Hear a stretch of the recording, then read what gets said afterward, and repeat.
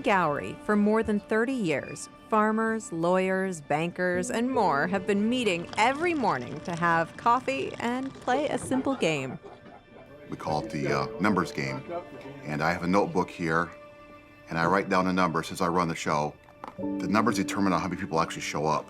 So if there's 6 of us, I pick a number between 1 and 600. And we start from the previous day. Whoever got stuck the previous day, we start with them. 666. And then we go around. 781. The numbers keep getting narrower and narrower. 805. And then somebody will pick the number I picked, and they get stuck. 799. Thank you, Burger. No! When you get stuck, you can give me the money and everybody's coffee. If there's 12 of us, you have to pay $12. While this long-standing tradition may have thinned local pocketbooks, here it is, $12. The winners have fortified community institutions, including the grocery store that hosts the crew. So they meet every morning from 7 to about 9. We give them a place to sit and have their coffee, and they give it back to us tenfold. And at the end of the month, the money goes to Heartland Bank, put in a special account. Then money is given out to usually the grocery store, roller rink, pool, whatever needs, we feel fit to give to. There's always been a store in Gowrie. That's something that we often take for granted.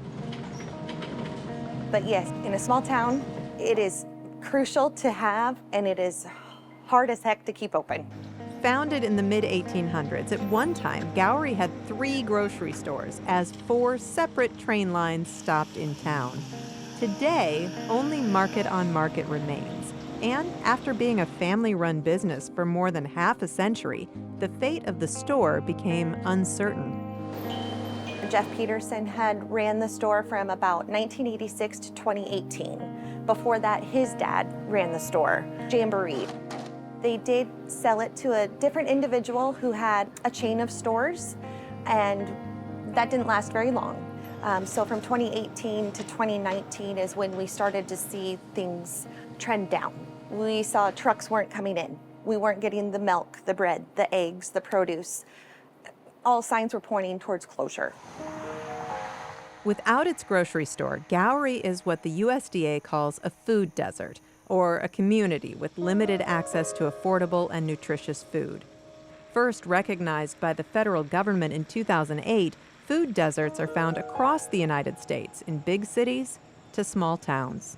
So for Gowrie, having a grocery store, it is so important because there is no other grocery stores within a 30-mile drive. It's a 30-minute drive to get to Fort Dodge. It's a 30-minute drive to get to Jefferson. It's a 30-minute drive to Ogden. So we're kind of the center of this radius that does not have access to a grocery store. Gary's about 1,000 people. There's people in town that they can't get to other grocery stores. There are a lot of times they're older people and they don't get the whole online thing. And this is a place for them to come and they meet their friends and they shop and they laugh. And, we try and make it as welcoming as we can.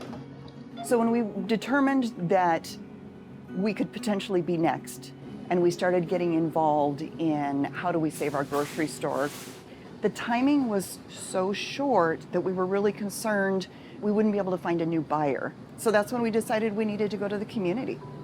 In early January 2020, community leaders held a public meeting in front of a standing room only crowd. More than 150 people showed up to learn a new buyer was unlikely to be found, and keeping the store open would require community support. With a shutdown weeks away, the town would need to form an LLC and raise $250,000 to buy the building, equipment, and stock the shelves.